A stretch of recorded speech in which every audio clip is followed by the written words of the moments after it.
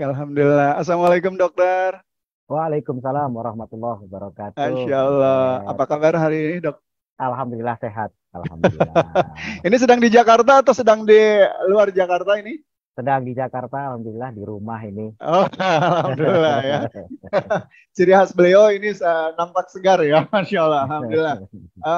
Ya, Bapak Ibu sekalian, beliau adalah apa namanya seorang dokter yang luar biasa ya, karena di samping beliau apa namanya eh, menjalankan profesional kedokteran beliau, beliau juga mendalami kesehatan alami ya. Bahkan beliau ini adalah penulis buku dari Habatus Sauda, obat segala penyakit. Betul ya dok ya?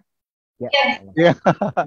Dan beliau juga menulis buku, kalau tidak salah judulnya Sehat Sepanjang Hayat atau gimana ya? ya betul. Ya betul ya. Jadi Ya. Masya Allah Bapak Ibu sekalian, kita sangat bersyukur ya teman sekali hari ini kita bisa berhadir ya di dalam acara ini dan akan mendengar paparan yang luar biasa dari beliau. Insya Allah beliau akan menyampaikan materi ini dalam dua sesi ya, dalam dua sesi ke depan, sesi pertama dan sesi kedua. Dan hari ini beliau akan menyampaikan salah satu sistem kesehatan yang sangat penting bagi kita seperti apa. Mari kita simak bersama. Dan selanjutnya dengan hormat kepada Dr. Insan, kami persilakan. Assalamualaikum warahmatullahi wabarakatuh. Alhamdulillah kita pada pagi hari ini bisa berjumpa bertatap muka walaupun dengan gadget dan teknologi yang sekarang ini alhamdulillah bisa menyatukan yang jauh sehingga seperti seakan-akan dekat.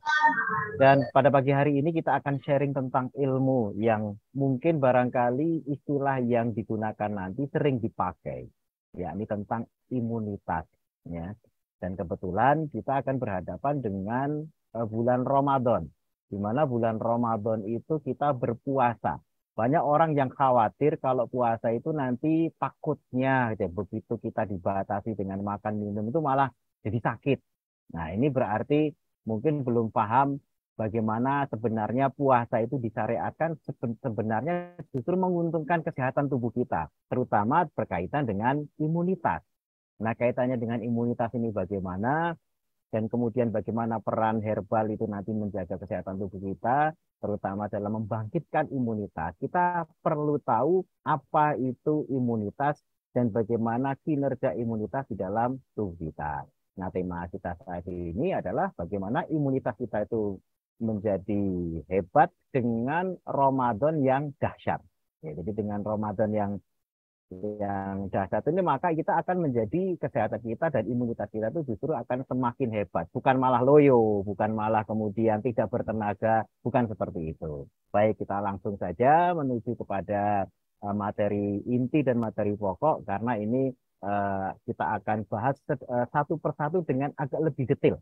Jadi imun yang hebat itu adalah buah Ramadan yang dahsyat. Kita menginginkan agar Ramadan kita tentu saja tujuan utamanya adalah menjadi hamba yang bertakwa. Ya, hamba yang bertakwa ini hamba yang dicintai oleh Allah dan Allah lebih suka hamba yang bertakwa yang kuat tentu saja.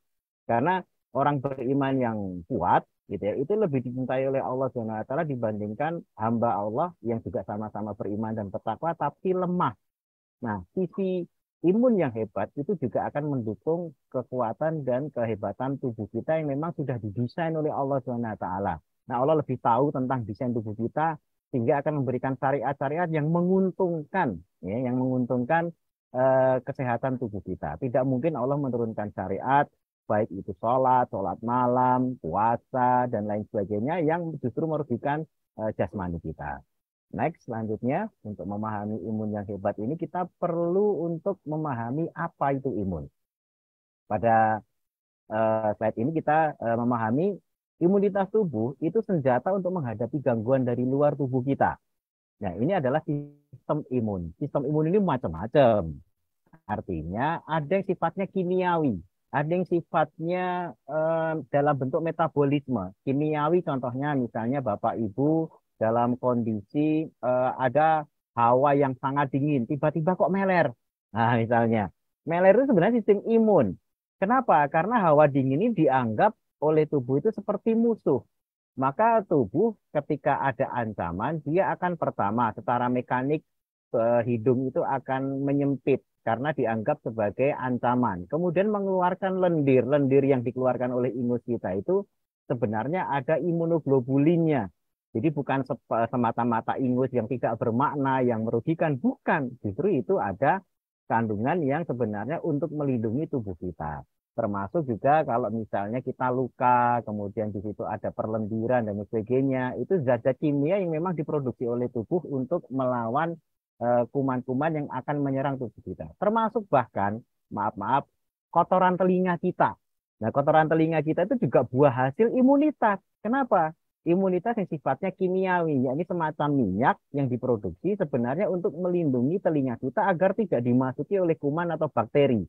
Nah, ketika ditangkap, kemudian diracuni dengan zat kimia dari telinga tadi, akhirnya numpuk-numpuk, jadilah kotoran telinga yang kita harus bersihkan.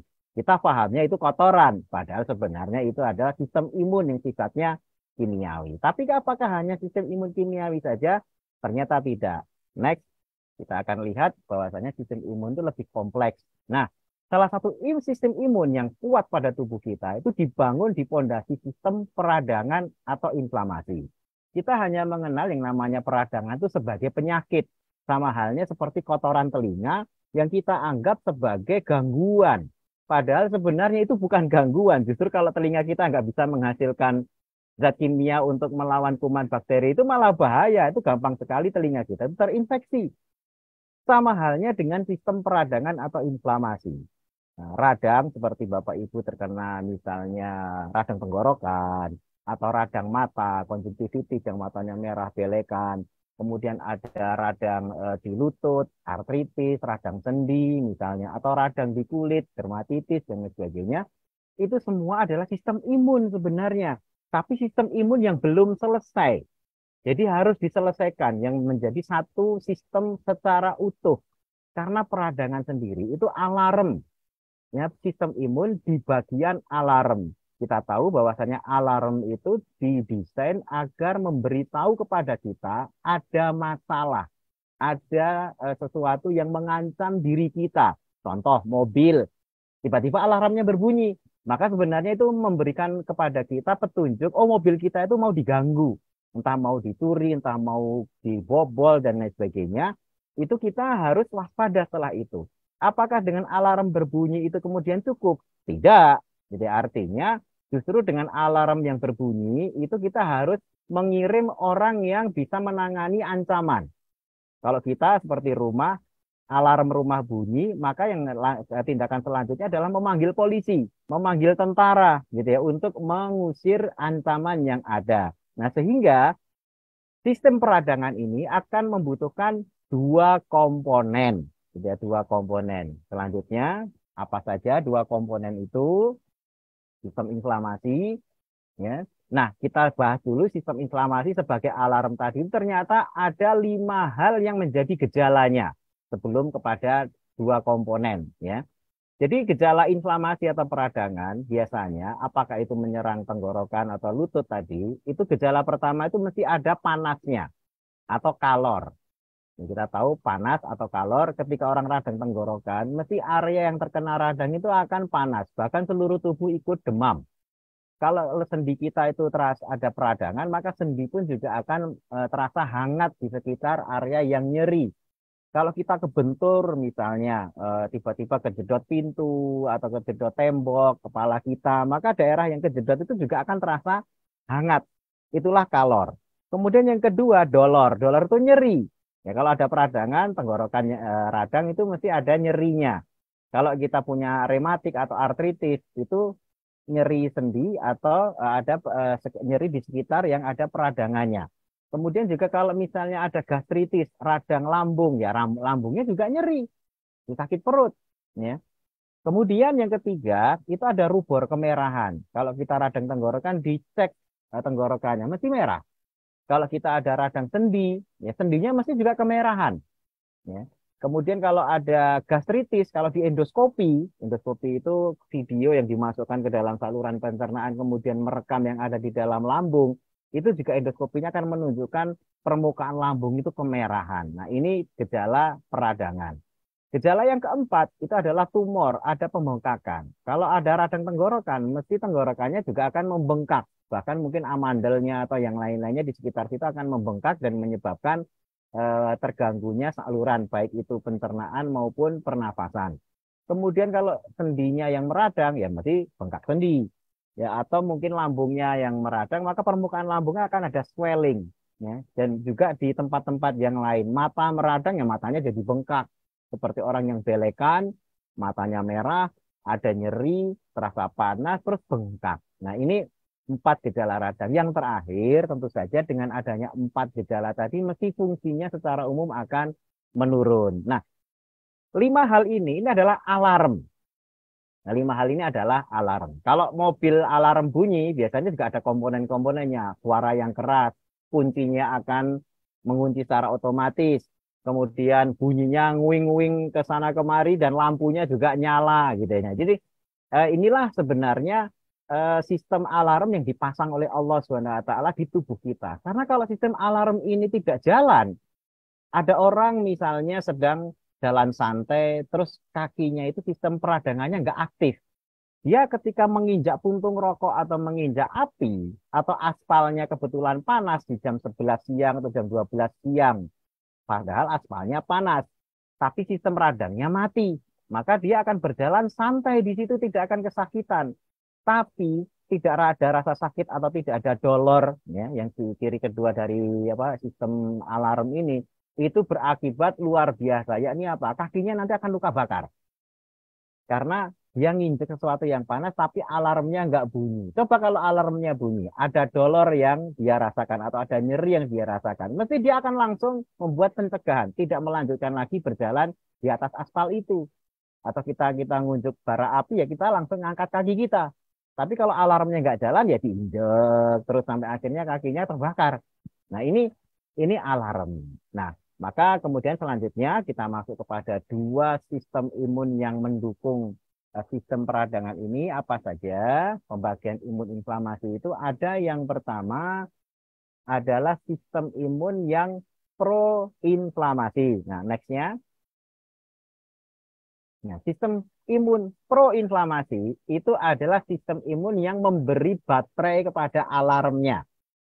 Ya, jadi memberi tenaga kepada alarm biar alarm yang berupa kalau mobil itu nyala mobilnya itu kuat, biar bunyinya juga kenceng, biar sistem kunci otomatisnya jalan, itu harus ada akinya.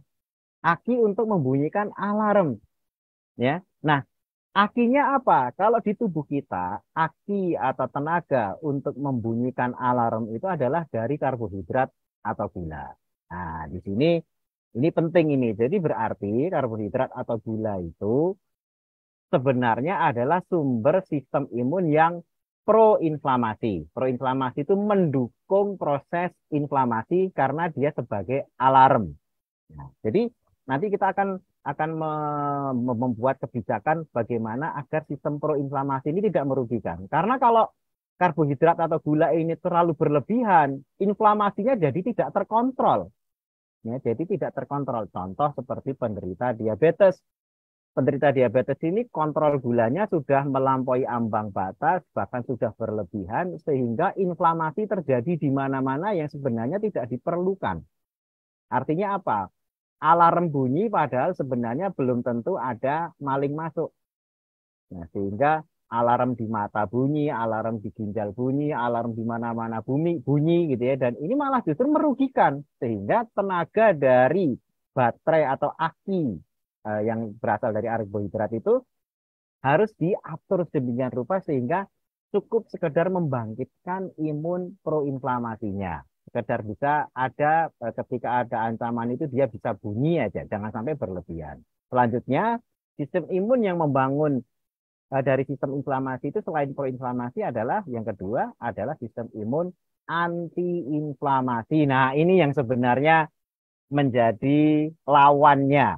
Ya, lawan itu sebenarnya bukan melawan lawan apa namanya proinflamasi bukan, tapi ketika alarm sudah bunyi, maka tentara dan polisi itu dibutuhkan untuk menggerebek sumber masalah, menangkal gangguannya. Kalau tadi kan memberitahu ada gangguan kalau alarm. Tapi tentara atau polisi ini fungsinya menangkal gangguannya. Para polisi dan tentara tubuh ini ditenagai, dikasih makan, dikasih bahan bakar oleh lipid atau lemak. Nah, ini penting. Kenapa? Karena banyak orang takut dengan lemak. Seakan-akan lemak itu jahat. Seakan-akan lemak itu sesuatu yang mengancam. Yang akhirnya muncul stigma kita harus menjauhi lemak. Padahal sebenarnya lemak itu sesuatu yang sangat esensial di dalam tubuh kita. Makanya ada asam lemak esensial. Esensial itu maksudnya apa? Tidak bisa diproduksi oleh tubuh kita sehingga harus mengasup dari luar. Nah, makanya apa saja yang harus diasup dari luar itu wujudnya juga minyak. Kalau kita menjauhi minyak, maka ada asam-asam lemak yang fungsinya antiinflamasi itu tidak masuk ke dalam tubuh kita. Padahal itu penting untuk membuat barisan tentara atau polisi yang menangkal inflamasi. Nah, ini kita harus tahu dulu karena saya yakin kalau dibahas tentang lemak itu pada langsung parno. Wah, ini lemak ini ancaman, lemak itu nanti stroke, lemak itu nanti gangguan jantung, lemak itu nanti sumbatan pembuluh darah, lemak itu nanti ke liver jadi perlemakan hati dan lain sebagainya. Nah, ini memang nanti ada ilmu-ilmu khusus yang akan kita sampaikan terkait dengan semua topik-topik tadi itu karena memang dunia kita di dunia kesehatan itu masih sangat-sangat ketakutan dengan yang namanya lemak ketika ilmu yang diajarkan itu masih separuh-separuh atau sebagian. Nah, tapi kita di sini akan membahas secara utuh. Jadi sistem inflamasi yang merupakan bagian dari sistem imun. Jadi sistem imun itu dibangun di atas fondasi inflamasi. Nah, inflamasi itu ada yang pro, ada yang anti. Yang pro ditenagai gula, yang anti ditenagai oleh lipid. Selanjutnya apa saja sih sebenarnya yang menjadi apa namanya perhatian kita terhadap inflamasi ini. Nah, kita tadi sudah membahas tentang bahasan proinflamasi itu bahan bakarnya gula. Maka kalau tubuh itu dibombardir gula, maksudnya apa? Asupan bahan karbohidratnya itu berlebihan. Sebagaimana apalagi sampai kemudian nggak bisa ngontrol gulanya sehingga akhirnya terjadi diabetes. Ini akan mudah kena peradangan. Contoh asam lambung. Asam lambung itu justru sebenarnya itu muncul akibat reaksi berlebihannya karbohidrat yang masuk ke dalam perut kita. Ketika kita memasukkan karbohidrat berlebih atau gula berlebih, tubuh akan menghasilkan sel radang, sel T helper 17. Nah, nanti silakan dimasukkan Google keyword ya, nanti silakan dimasukkan sel TH17 inflamasi di lambung misalnya gitu. Nah, itu nanti akan dijelaskan di sana bahwasanya dengan kita konsumsi gula itu langsung diproduksi sel inflamasi yang namanya sel T17 atau T helper 17 tadi itu. Ujung-ujungnya ya lambung kita yang mah dan sebagainya nggak akan selesai-selesai karena sel T helper 17 itu nanti akan menyebabkan lingkungan lambung mudah terinfeksi oleh sel bakteri Helicobacter. Nah, Helicobacter bakteri itu akan mudah menginfeksi di lambung yang terlalu berlebihan konsumsi gula. Ujung-ujungnya apa? Ya, Helicobacter pylori itu selain menyebabkan gastritis atau MAS, lama-lama kalau kronis bisa menyebabkan kanker usus besar.